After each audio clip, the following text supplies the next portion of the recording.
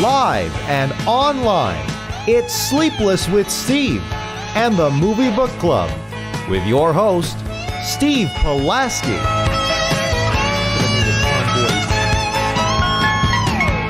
Back and better than ever, Sleepless with Steve, live on YouTube on this Wednesday evening. It's a good thing we're laughing to start the show because we got a lot of people to remember to start the show today. Holy crap. It was a couple of months ago. We had a lot of people die just a couple of months ago. Remember, we opened the show. I remember Shannon Doherty was one of them. We had a slew of people that died, like 4 in a row. Richard Simmons was another one. And there's so many, it's weird to say there's so many, but we're going to start the show in a few minutes talking about just some of the people we lost. And I just say that because it's a good thing that we can start the show laughing a little bit because kind of on a downtrodden start, no less, but a really good movie that we're going to be talking about today. Well, 2/3 of us are going to be talking about today. We're going to review The Wild Robot since Dubuque did not get Megalopolis, the new Francis Ford Coppola movie. And I regret to inform you, gentlemen, because the movie made so much at the box office this weekend. You know, it's amazing that we didn't get it again this weekend. We're not getting it again this weekend. It's a damn shame. I don't know if we will now. Quite honestly, I don't think they're going to expand this thing after how poorly it did. Let's be real here. It's gonna go straight to video on demand ASAP to try to recoup anything at this point. Which, you know, fucking sucks because like that movie, like, you know, there's right to be skeptical about it. Dom already saw it. Dom, would you not tell me anything? I already probably saw way too much on social media anyway. Move on. Let's go. Wild Robot. I know. I know about the club, just to let you know. I know about that. But my question to you though, regardless of your opinion, it's a movie to see on the big screen, is it not? It is a movie to see, period, and a movie to see on the big screen as well. I think it is worth your time as a work of art. Whether you think it's good or not is a whole different discussion that we will honestly engage in. We will. But I think it's worth your time. It is Francis Ford Coppola's swan song, probably. That guy's really old now. I don't know his age, but he's getting up there. He's been working on this for 10 years, supposedly. So longer it's way longer, actually. Yeah. It's a start and stop situation, but probably the last 10 years exclusively. Yeah, there's been discussion on like, hey, so like some of the all-time greatest directors, what are some of their not so great hits? And when people were listing, it was a Twitter thread, right? It's like listing some of the things that's like Scorsese's put out a lot of movies. In fact, one of them just recently, I don't think we were very fond of ourselves. But in terms of Megalopolis, I will only tease very lightly with this, which is that I think of the three of us, I might be more forgiving. We will see. For what reason? That's a whole different ball game. I'm excited to talk about it. It will not be today, but I'm excited to talk about it in the very near future. Fingers crossed. Either way. They got him. They got him. They got me. No, quite honestly. It's a short, I think, in my webcam video. No, I saw myself freeze, and I'm like, am I lagging? And no, it's really just the camera. But anyway, okay. I'm trying my best over here. But anyway, we have a first on Sleepless, quite honestly.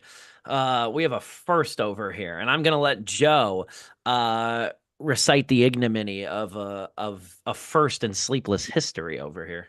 Surprisingly, I went back through all the movies we've done on Sleepless, through our Google Doc schedule, and there have been weeks I wasn't on Sleepless because, you know, I was just out of town or, you know, I had other obligations, but I let these guys know way ahead of time. There has never been a time where I was like, I will be there, I have no other plans, and I just didn't see the movie until today. I've had such a busy weekend, and I can go into, like, you know, my little catch up to tell you how my week's been if you want me to do that too. I had such a busy weekend where, so, you know, I didn't see the movie Thursday night because I had softball practice with my team, and we went out and did that. Friday night we did another softball practice.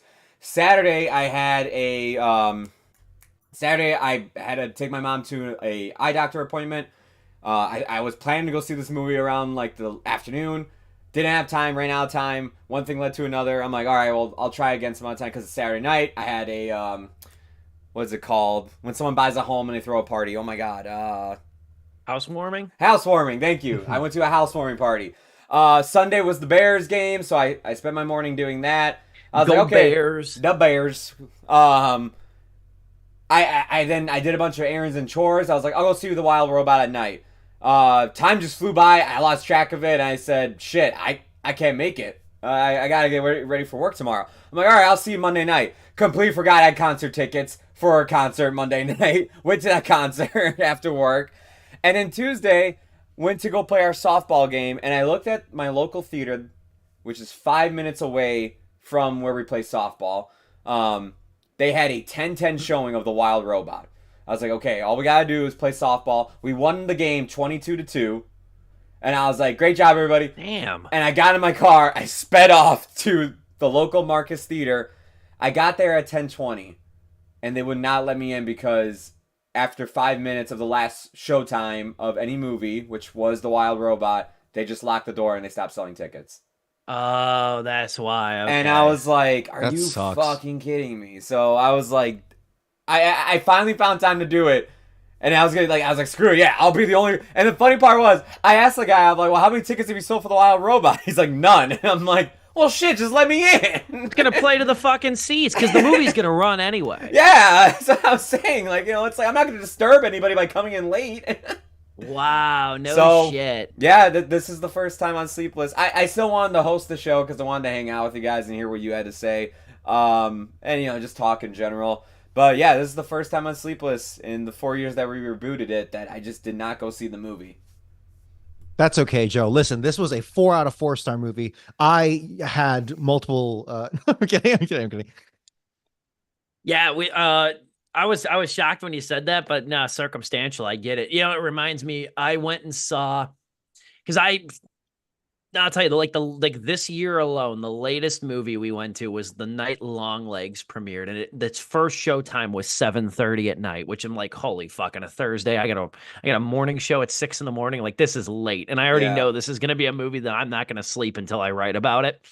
So that was about an up till midnight kind of night. But the funny thing is I remember there was a really crappy. It made my worst list last year. Not my top 5. I don't think I talked about it on the show, but it made my worst list last year. It was this really crappy male stripper comedy called Back on the Strip. Yeah, with yeah. JB Smoove, Faison Love. Really crappy movie, but no critics reviewed it. And I remember I had nothing to do on a Friday, and I was like, or it wasn't a Friday, it was a Thursday, I want to say. I had nothing to do and there was nothing else out. It was like the ass end of August when nothing comes out. And I was like, I'm going to go see this movie. First showtime for a new release was 9:30 at night. And I went and saw it. I was the only one there. And again, not going to movies this late, I really didn't think about this, but I came out, there was nobody. I came out of that movie at like a little after like 11 or something. Nobody in the fucking. Now they probably were there, maybe in the back room or something. But I'm like, oh, okay, I'm an honest man. I could rob this joint. Like, they probably didn't even know I was there. Like, quite honestly, What was I'm the like, last showtime we had? Back on the Strip? We can go home early. I was almost waiting for like a career opportunity situation, where they get locked in the Target.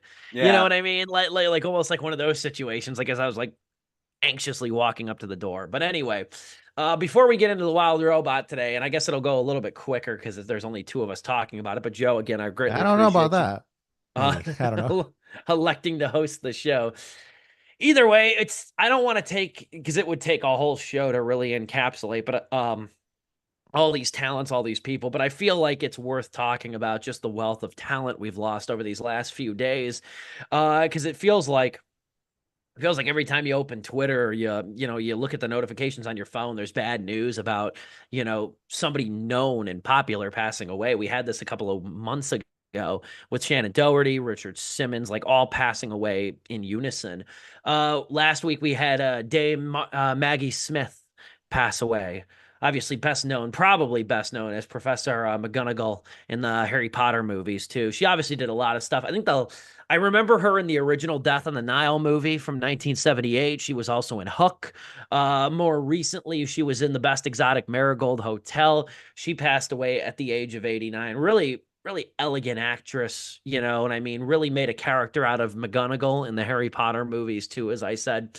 There was Chris Christopherson we lost as well. And, you know, as somebody who's a big classic country music fan, I will say I like Chris Christopherson. I really do. I liked him almost more as an actor than I did a musician. Although I do think he is and doesn't get enough credit for, because we don't really talk about songwriters, especially in country music. We just kind of anecdotally accept that whoever's singing the song has written it, and that's not true.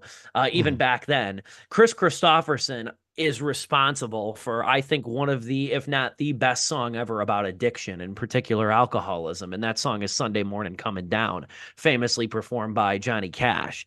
He was the sole writing credit on that song back in 70. I want to say 70 or maybe right on the edge, maybe like 68, 69. But Chris Christopherson was also a very popular actor. We talked kind of briefly before the show. He was excellent in the film adaptation of the country song Convoy. That's probably my favorite movie he did. He was also in Heaven's Gate. He was in Star is Born in 1976. He was in Star is Born alongside Barbara Streisand. That was back in again Wow. 1976. So rest in peace to Chris Christopherson. That was sad news too. Had a couple of sports figures pass away as well. It was kind of weird. It almost reminded me of the Farrah Fawcett Michael Jackson situation, where Farrah Fawcett died, and then a few hours later Michael Jackson passed away, and this all occurred on my birthday of 2009. And you had like in the beginning, this was the other day, you had Dikembe Mutombo pass away. Dikembe Mutombo, basketball player, played for probably most famously the Atlanta Hawks, the Denver Nuggets. But what he was most famous for was he was Congolese, and he donated so much of his earnings, his career earnings, to back to the Congo. He was an amazing humanitarian throughout his entire career and even beyond his career. In present day, he's kind of more famous. I was talking to Catherine when I mentioned that he died. You might remember those commercials when he would block the basketball shot and do the finger wagging. No, no, no, no, no. That's Mhm. probably like in contemporary times the most famous thing you remember Dikembe Mutombo for. But I want to make sure to know that like he was a like an ambassador of the Special Olympics. He donated so much money to the Congo. Basketball Without Borders. He was instrumental working with the NBA to find like foreign talent, which is why the NBA I think is on the front lines of all the sports, them and baseball, when it comes to importing talent from all across the globe, whether it's Greece, whether it's Serbia, whether it's Africa. Mutombo was behind a lot of those initiatives too. And in a weird coincidence, I bring up the fact that Farrah Fawcett died, then overshadowed by Michael Jackson's death on my birthday, June 25th. And here I look and I just realized Mutombo was born on my birthday, June 25th. Oh wow. So that's pretty fascinating. That's interesting. Also, the guy was 7'2". Dude was huge. Dude was a monster human being and an awesome basketball player. So rest in peace to Mutombo as well. Last two briefly mentioned, you got Pete Rose passed away too. Pete Rose, um, like arguably the GOAT of baseball. I don't know how well you guys know the Pete Rose saga. I don't know a ton about it, quite frankly, but obviously he was a huge player for the Reds, most famously, and then he managed the Reds, and then he was blackballed when he was the manager for the Reds for betting on games, and this was in the late '80s. And it's been a recurringly controversial topic.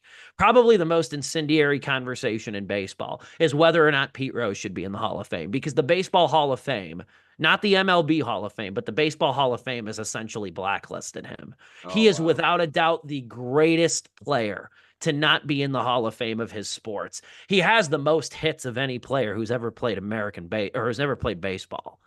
Like he is an absolute legend of a human being, but it was the gambling accusations that undid him in the late '80s. and essentially blackballed him. So it's been one of the recurring topics throughout his later life, the last 30, 40 plus years. Ask any baseball fan if they think Pete Rose should be in the Hall of Fame, and you're guaranteed to get a debate. And then lastly, Iowa local reality TV star Frank Fritz of American Pickers passed away too. American Pickers has a lot of, and I've learned this. American Pickers has a lot of popularity in Iowa because the show's store, Antique Archaeology, I believe it's called, is in Iowa. It's in LeClaire, Iowa. Frank Fritz, one of the co-hosts of the History Channel show, is from Davenport, Iowa. And he was actually a very big mainstay around the area too. When I learned this yesterday, Catherine also found out that one of her friends, he was her uncle, Frank Fritz of American Oh, Pickers. wow.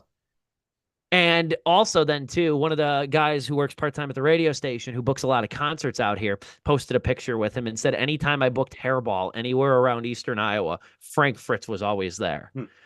And so he got around quite a bit in Iowa for being as popular as he was. I remember reading he had a debilitating stroke back in 2022. He hasn't been on the show in some time, and he really never returned after he had his stroke. He also suffered from Crohn's disease. Frank Fritz passed away at the age of 62. So that's kind of my quick rundown, rapid fire rundown of everybody we've lost over the last 5 days. What say you, Dom? Want to talk about another one? Technicality.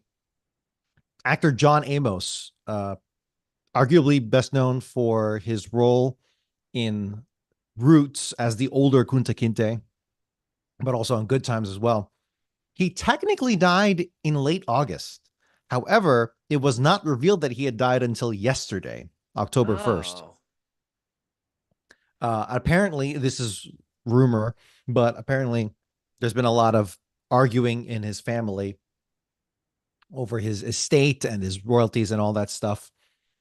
Wow. And one of his sons, I'm not sure how many children he has, just kept everything so private that he didn't reveal his death until now, which is crazy. But if you look at his Wikipedia, it's listed as August 21st, but everyone's reacting to it now because it was just revealed. No, I'm literally on Google right now, and it's just literally like 2 hours ago, 1 hour ago, 6 hours ago, like as if like this is breaking news, like this just happened today. But it's like, dude, no, yeah, like this happened in August.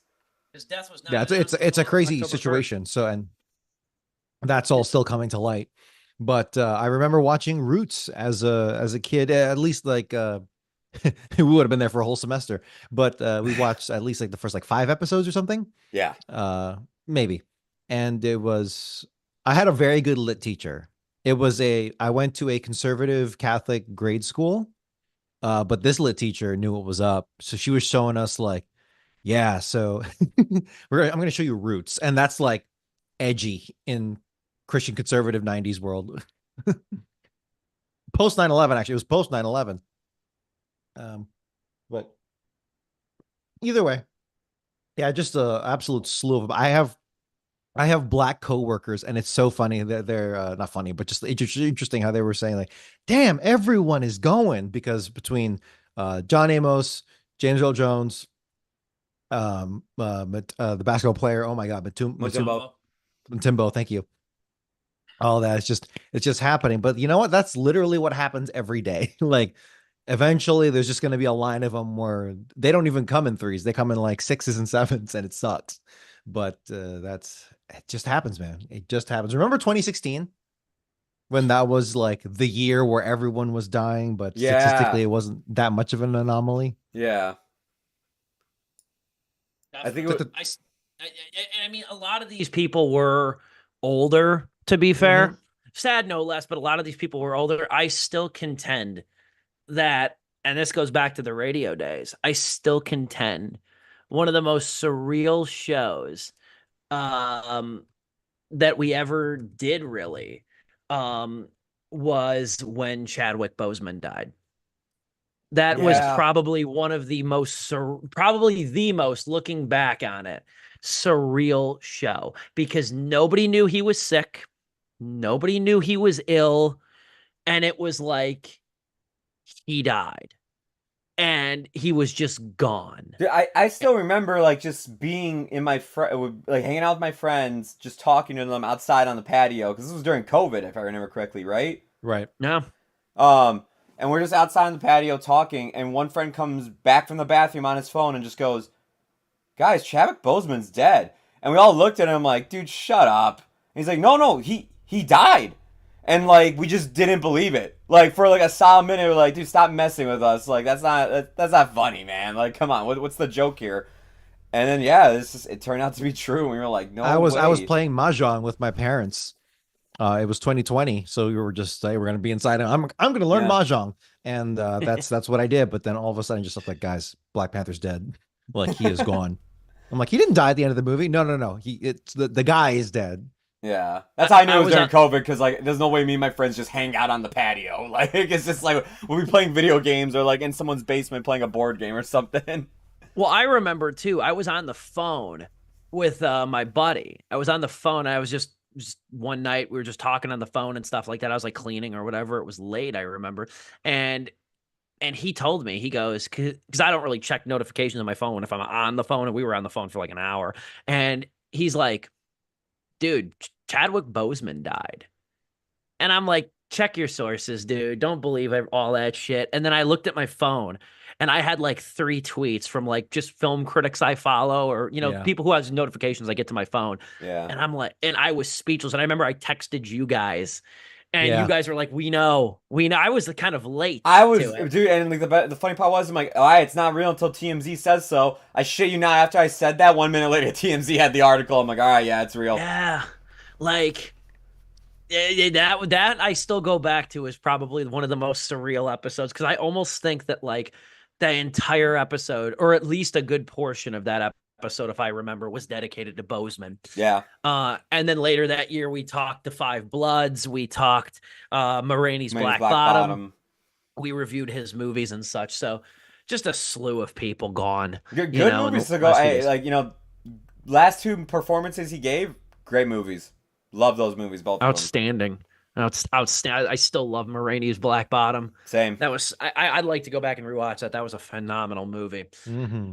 We shall move forward though. Leave the last half an hour to the movie over here. This is where I don't want to bid farewell to Joe, but Joe will have to take a back seat and envy over here while we discuss The Wild Robot. This is the brand new DreamWorks animation movie. Chris Sanders. I want to mention this name really quickly. Chris Sanders might be among the most underrated names in animation, and I hope that this movie gets him a little bit more love and a little bit more name recognition, kind of how Pete Docter really needed Up and then eventually Inside Out before I think Pete Docter became a name unto himself. Chris Sanders, though, created the characters in Lilo and Stitch. He voiced Stitch, too. He was the man behind How to Train Your Dragon. And more recently, and I feel like not many people saw this movie because it came out about a month before theaters shut down due to COVID. He directed, and it was not all that bad either. He directed The Call of the Wild, the film adaptation in 2020 with Harrison Ford, which got a lot of flack for its use of a CGI dog. But other than that, was honestly not too bad of a movie. But Chris Sanders has been a very talented director, filmmaker, and I think The Wild Robot was one of the more perplexing animated movies I remember in some time seeing the trailers. Because I would see the trailers, I've seen them for the last few months, and I'm like, I like the way this movie looks, but I'm not sure I really get it. And it turns out that you need to see the movie in order to get it. And what a beautiful movie this is. Yeah, it's based off a book. It's based off a book series, rather, by Peter Brown. But because I don't have kids, but I don't think The Wild Robot is a really huge name, a huge entity unto itself. It feels completely original. And for lack of a better term, it is completely original. This is also, we'll probably talk about this later, but this is the final film to be animated in-house by DreamWorks. For the company's going to be relying heavily on outside studios following this calendar year with animation. We can maybe touch on that towards the end. I just felt like bringing that up right now. But this is a really beautiful, low-key movie that also plays like an epic that is set on future Earth where this robot, this servant robot, nicknamed Roz, voiced by Lupita Nyong'o, who's having quietly a really good year, was supposed to serve as like a family butler, and instead she gets like marooned on this island. And the whole thing is that she needs a job to do. She needs a task. And eventually, like stumbling through this jungle of critters leads her to find this orphan egg, which hatches this baby gosling, which then eventually they name Brightbill. And it's her and Fox named Fink, voiced by Pedro Pascal, who wind up raising this gosling, Brightbill, and teaching him how to fly and teaching him how to fly in time for the next migration and teaching him how to live and things like that. And this is a stunningly beautiful, low-key little gem that I'm really happy that I got to see in theaters. What say you, Dominic?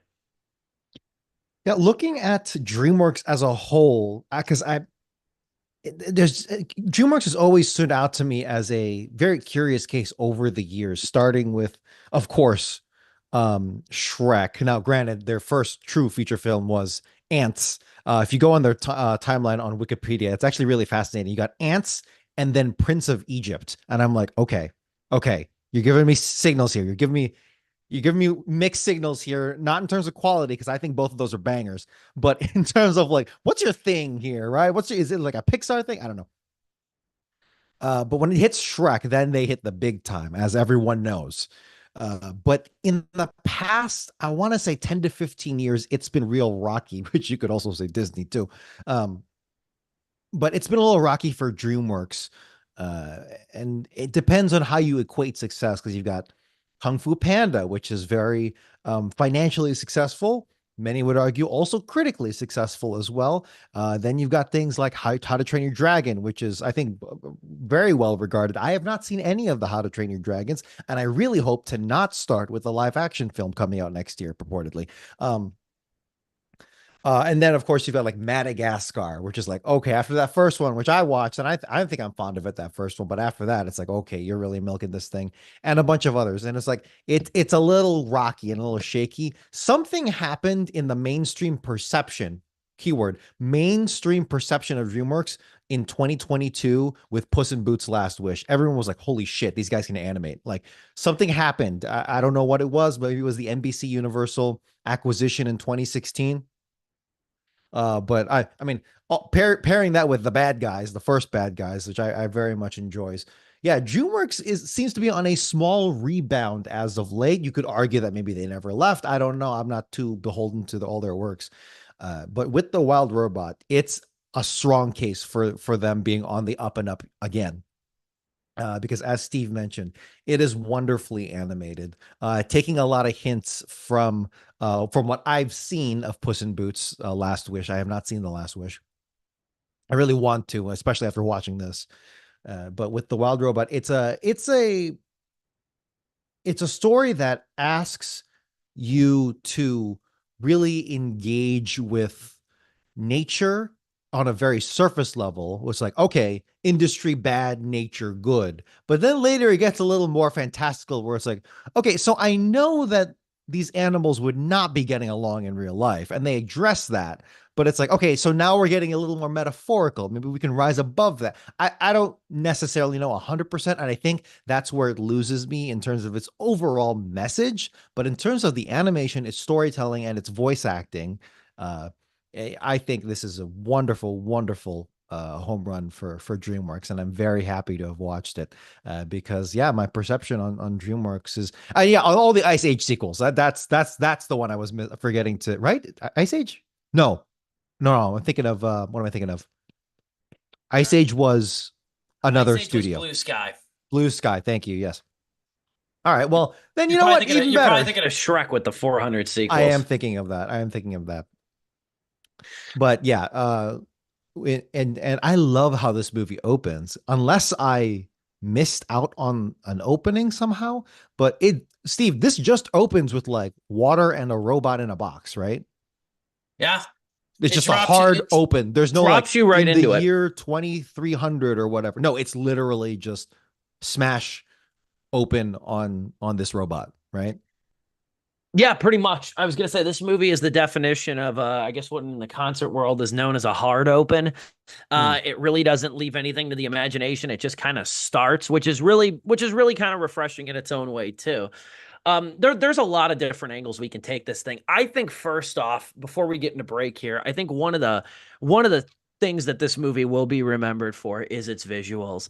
And this movie, I think, has like two dueling visual personalities here that converge beautifully.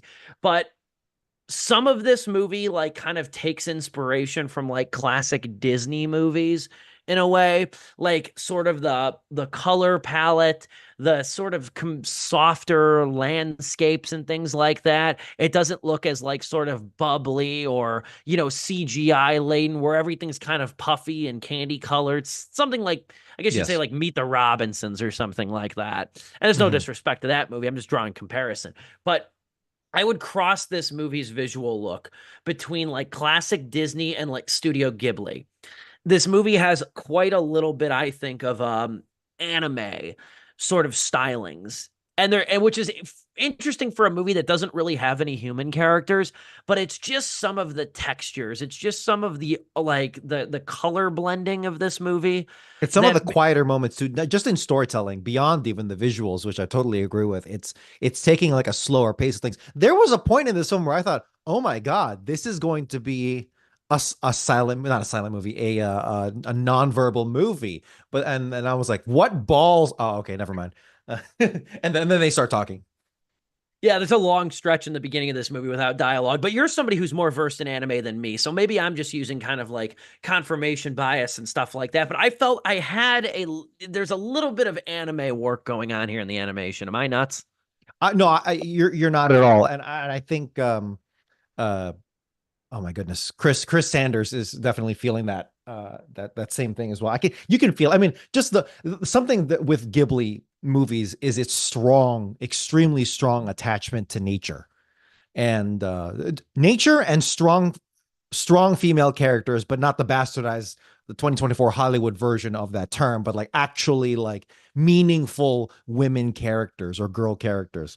And in Robot, I know Lupita Nyong'o plays a robot, but yeah, you get a lot of those influences and draws as well. And that especially in animation, that stuff spreads like wildfire. Is when good work, when really good work happens in animation, that stuff spreads like absolute wildfire because it's so, and I no pun intended for the movie, but that stuff gets around, and even if they don't wind up working with each other, it's certainly an influence thing as well. And I definitely get the beats of a Ghibli movie, and you can contrast it to what's like here's where like the Americanisms start happening too, which we can talk about later as critiques more than anything. But in terms of the overall story, I'm very impressed with it, especially with my rather middling opinion of DreamWorks going into this.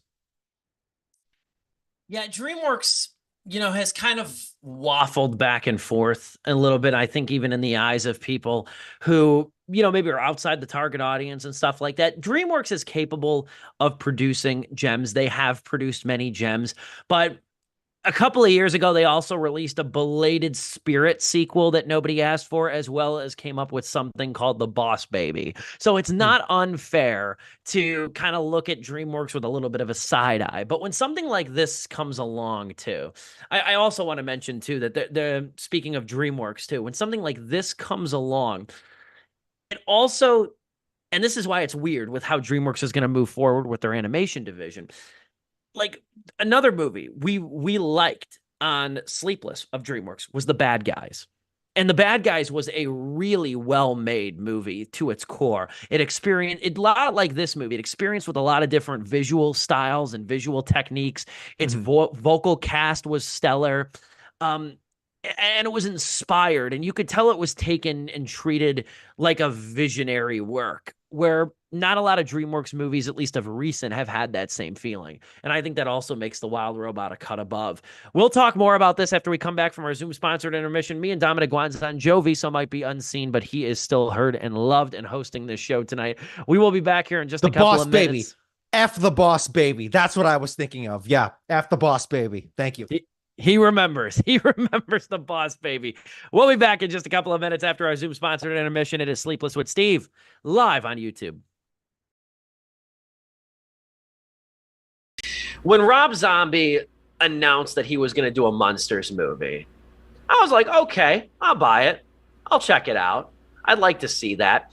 Now, you can't blame any of us for thinking. You cannot blame any of us for thinking that he could have taken this in like a Devil's Rejects direction. You couldn't blame anybody for thinking that he would make a bloody R-rated When Rob Zombie announced that he was going to do a Monsters movie, I was like, okay, I'll buy it. I'll check it out. I'd like to see that.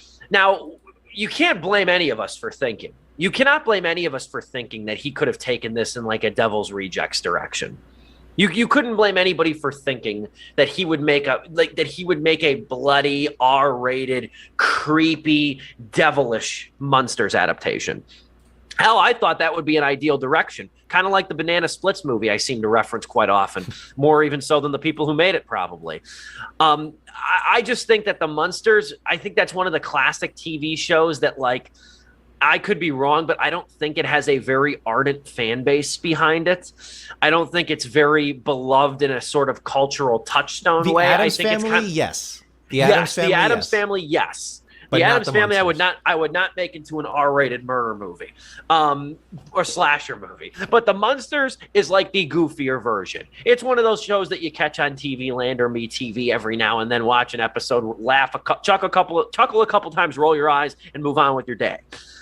I thought it could have been a good R-rated movie. Well, Rob Zombie came out pretty quickly after he announced it. He said, and I quote, "For those of you speculating, wondering, and assuming that the Munsters would be dirty, violent, and nasty, well, you are wrong. The film is rated PG."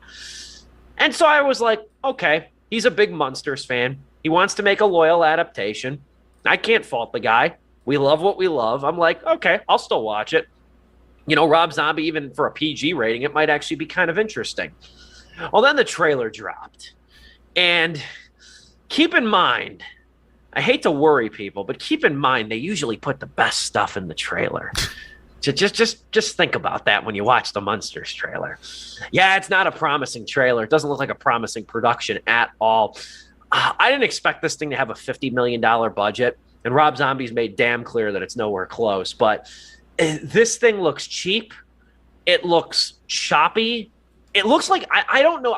I'm not an expert on the technical aspects of movies. I'm really not. But I almost think that they shot this with like a TV frame rate because it moves like an episode of the show. I can feel that. I know what you're talking about. It does go into like the frame rates and maybe the kind of camera that they use and the lighting. Like, I have a hell of a time explaining it, but like it's like that soap opera effect when you see on new TVs at this soap opera effect. You can't explain it, but you know it when you see it. There are good YouTube essays that go, or like, you know, videos that go into like why movies feel like movies and why TV feels like TV, and et cetera, et cetera. I need to go to school and watch one. That's what I need to do. that I might make a Post-it note and do because I'm legit curious. But moreover, though. So after seeing the trailer and sending it to these two gentlemen, Joe and Dom, where we had a field day during working hours talking about this thing in the group chat, I want to say this, though. I should have known this going in before this trailer even dropped. I'll tell you right now why the Munsters looks like crap. I'll tell you right now.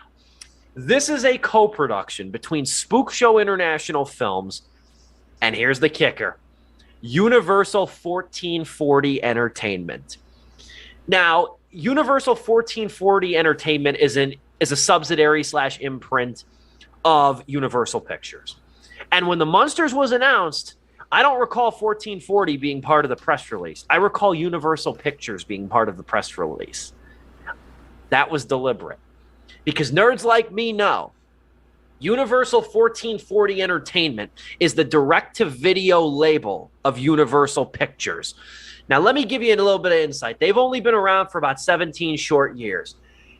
Here's what Universal 1440 Entertainment is known for. Such sequels as The Scorpion King 3, The Scorpion King 4, about a half dozen Jarhead and Curious George movies, Kindergarten Cop 2, Bigger, Fatter Liar, Can't tell you the demand for that movie. Bring It On, worldwide hashtag cheer smack. Woody Woodpecker, Death Race, couple Death Race sequels in there too. How High 2, the sequel to the Method Man and Redman stoner comedy. Backdraft 2, the sequel to the Kurt Russell drama action movie. An Inside Man sequel. This is the greatest fan fiction production company ever. Like, yes, like if you liked a story, if you liked a really good movie, and you want, if you for some reason you just weren't satisfied and you wanted more, but you know they just weren't ready to make a sequel, this is like fan fiction put to life, man. It's great. That's a great way to put it. Benchwarmers 2, Breaking Balls, and a couple more. Go.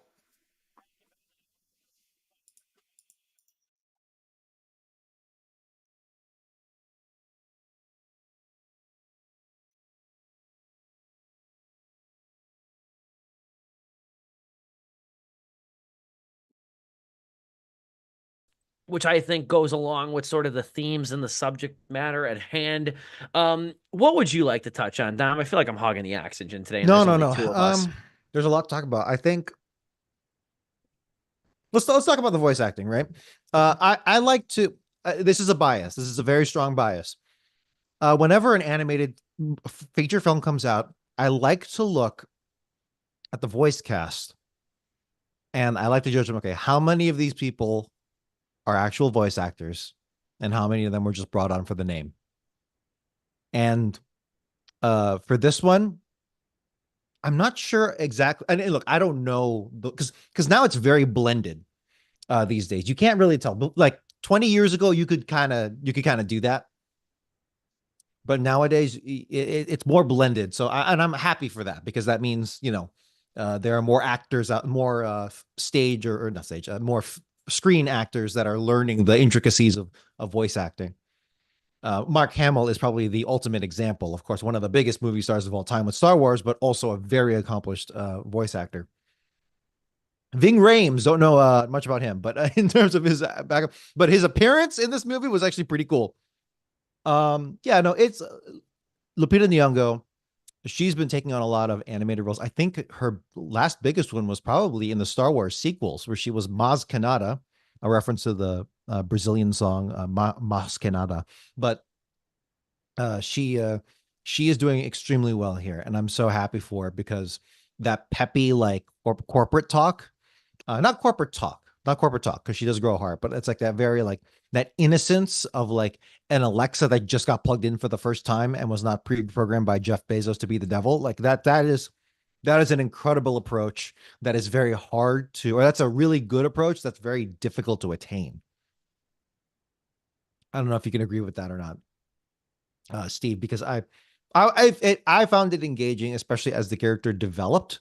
I think that was really cool. And then versus Pedro, I did not know that was Pedro Pascal. No, I really didn't either. Mm-hmm. I didn't really, nail it either until the end credits. You know who he kind of reminded me of? I knew it wasn't him. It just didn't sound like him, but the personality, you know who he reminded me of? And I hate to make another Bad Guys reference, but I love that movie. Were you thinking of Sam Rockwell? I was thinking Sam Rockwell too. Because he has the same, that same sort of smug, like sarcastic, sly fox character. You know, and I'm thinking like, oh, this is DreamWorks, so they probably just double hired him, of course. But no, it's just Pedro Pascal. I'm like, cool, that's awesome. Yeah, I thought it was an interesting litany of names over here too. You also have, you know who I loved, quite honestly, this, and I hate this fucking animal. I really do. These animals suck. Are possums. They're one of the worst fucking creatures known to man. But Catherine O'Hara was lovely as the mother possum. I think the possums are one of the low-key highlights of this movie too. Because what's funny is like she's got this sort of like loose, motherly, sort of sarcastic vibe to her. Mm-hmm. And then all her kids, one of the running jokes is that all her children have to play dead in the face of predators and things like that. So then they all like act dead, and then they respond and say like, "Oh, what killed you? Spontaneous combustion," And I thought that was really fun. The one says some sort of disease where it's like, Well, like, why were you late to fall? Oh, it's because of this. It takes longer. You take longer to die. You know, I loved Catherine O'Hara, who we just saw in Beetlejuice. I thought she loaned her voice beautifully to Pinktail, who was the mother possum in this. Stephanie Sue from Everything Everywhere All at Once. She plays Mhm. the robot who's sent to retrieve Roz later in the movie. I thought Sue does really good work here. You also have Ving Rhames as a falcon who kind of literally takes Bright Bill under his wing and Mhm. teaches him how to fly. I thought the voice cast here was stunning, and I think it really is underscored by Lupita Nyong'o, who, make no mistake, has a very challenging role at her feet in order to initially Yes. play somebody who is incapable of emotion and is just capable of eliciting a response, but then progressively finds her like robotic walls broken down to where she has to wrestle with these feelings that she's not really aware of that are like entering her computerized psyche Mhm. in so many ways, and she doesn't know how to grapple with those, and she doesn't know how to relay those. It's a very complex vocal role that she takes on, and I think she delivers it beautifully. Yeah. I do think, and moving on, I guess, to a criticism here is this like third act of the movie, which felt like the last quarter of the movie, to be frank. But the last third of the movie was, how did you feel about that very late reveal of an antagonist? Because it's very focused on the inner workings of this forest, and I'm almost like, you've closed the chapter on this, inner working of a family. I don't know if you really need to introduce an external threat. Yeah, I agree with you there. I agree. It didn't. I guess as a predictability in some ways, it didn't completely bother me. Hmm. But the movie does kind of teeter a little bit too closely towards the end of kind of going into that little madcap animation style Yes. where this would have been a movie I would have been content with. I guess maybe if the robot retrieving efforts were a little bit more low key or something like that. Because I'll bring this up too, even too, because I don't know where else I could put this in. But I want to say this: Hmm. the best line of this movie is delivered by Pedro Pascal's Fink character, Hmm. and it's when they're teaching Bright Bill how to fly, and it's during the migration portion of the movie, which Hmm. feels like it could be the. I knew kind of subconsciously it wasn't because I felt like I hadn't been in the theater that long. I was hoodwinked. I was like, this is Did you the think it end, was the right? end? Did you think it Yeah, was the end? I Yeah, did. I was like, I'm like, my this seat isn't, my ass hasn't warmed this seat too much. This movie's not over yet. This isn't Afraid, which is like an hour long, you know. But with this movie though, there it's the scene during the migration scene when they're trying to get Bright Bill to fly, and he's like clearly struggling and he's not keeping pace. And damn it, if it's not, I need to do this, like make the top 10 movie quotes of the year. I need to start doing that along with my best and worst list because this would make it. It's when Fink tells Bright Bill, don't fly like them, fly like you. Mm. And goddamn, that was a great line. I get chills even a little bit. That was a great line. That was a really special line. But going back to what you were saying, like the reason I even bring it up is because I think that this movie could have used more, maybe relied more on those sort of emotionally hefty moments Yeah. as opposed to a tangible antagonist. So I do agree with you on what you're Yeah, saying there. just something about the maturity of it, right? Because you're already there. You already done accomplished a lot of, like you were saying, Ghibli-esque, Miyazaki-esque things. And I'm like, man, you're there. Why not go all the way? Do you need it? It felt like, oh, here's the bad guy. This, like, every American story needs a bad guy or stuff like that, Western, what have you. And don't get me wrong, there's a lot of Miyazaki films where there is a very tangible bad, or there's a tangible antagonist. But for me, I just felt like, and the fact that it also felt tacked on, I don't know if it would have helped to maybe introduce Stephanie Shu's character, because it felt like they were really speed running her introduction, where it's like, I am a bad guy robot that is morally neutral, or you know what I'm saying? She's effectively saying that, and it's like, ah, man, you really need to speed run this exposition, and I understand you have to, because you were doing none of this but before. very, very faintly hinting at it with the whole, signal thing. But anyway, we're kind of crossing into spoiler territory, and I don't mean to get that detailed with it, but just the overall concept of having to add or like the need to write that as your ending when, in my opinion, I felt like it was perfectly fine right there. But regardless, for me, I'm still loving it. I'm still here. I'm still here. I'm still give me that wild robot Happy Meal toy, baby. I'm all in. I'm all in, dude. I agree. Did you happen to get the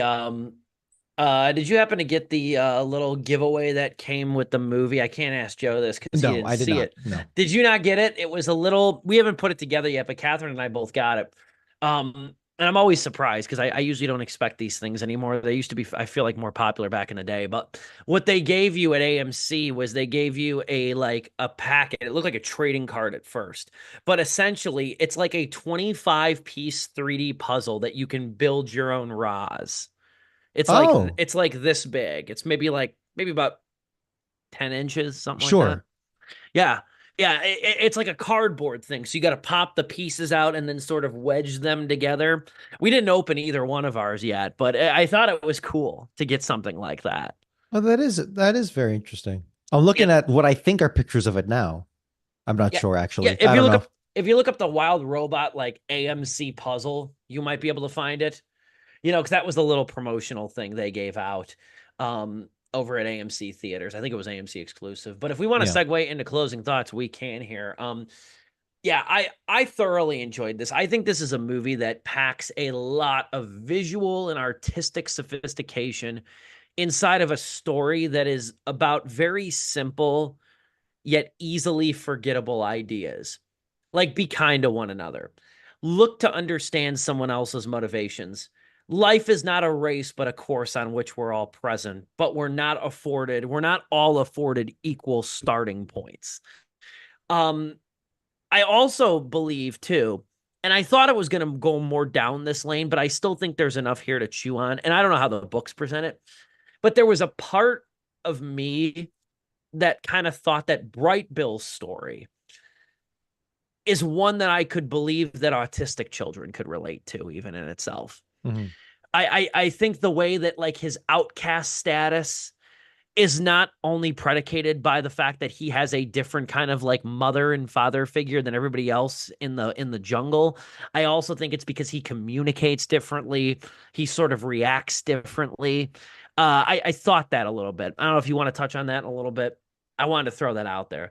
But when a movie packs this much substance and this much heart, I think taking it all in and kind of processing it a little by little, I think that's the best way to do it and appreciate its qualities.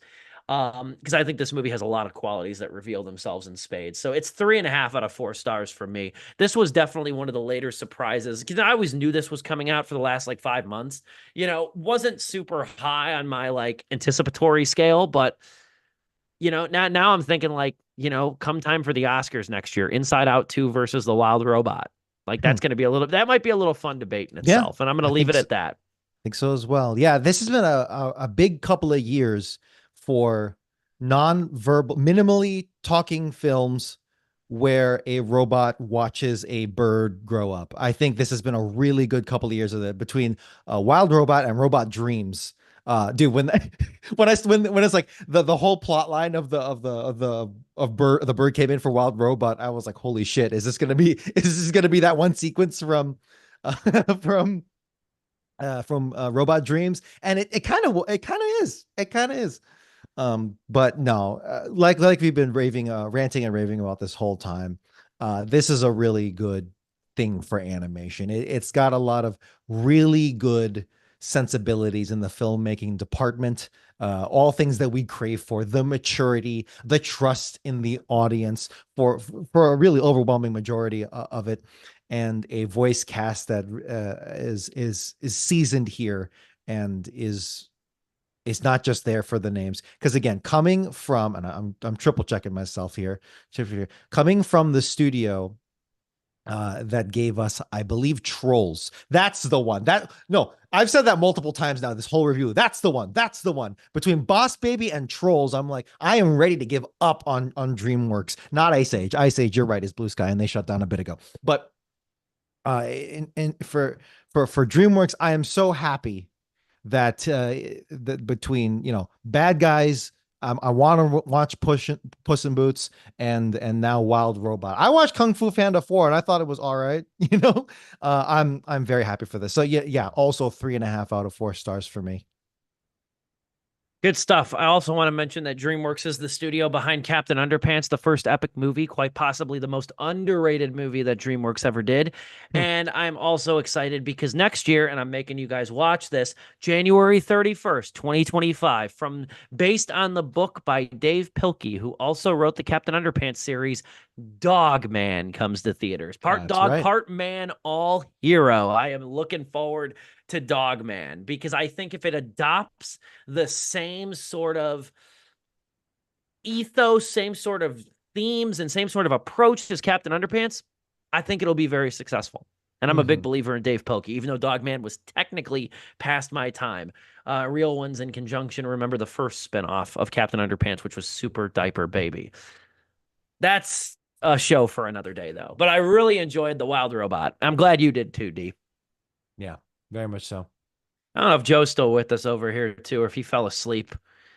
Too busy probably going on what was it? So we were talking about Super Meat Boy or something like that. Too busy picking up, trying to find his login for Xbox Live. How are you, man? I'm good. I was the show. It's going fine. It's just I noticed the quality dropped, and I think it's just an internet issue here. So I was like behind the scenes. Thank God I actually didn't see the movie because I was behind the scenes like, oh fuck, oh shit, oh god, and like just pulling wrenches out of my toolbox. Like, what do I need to fix?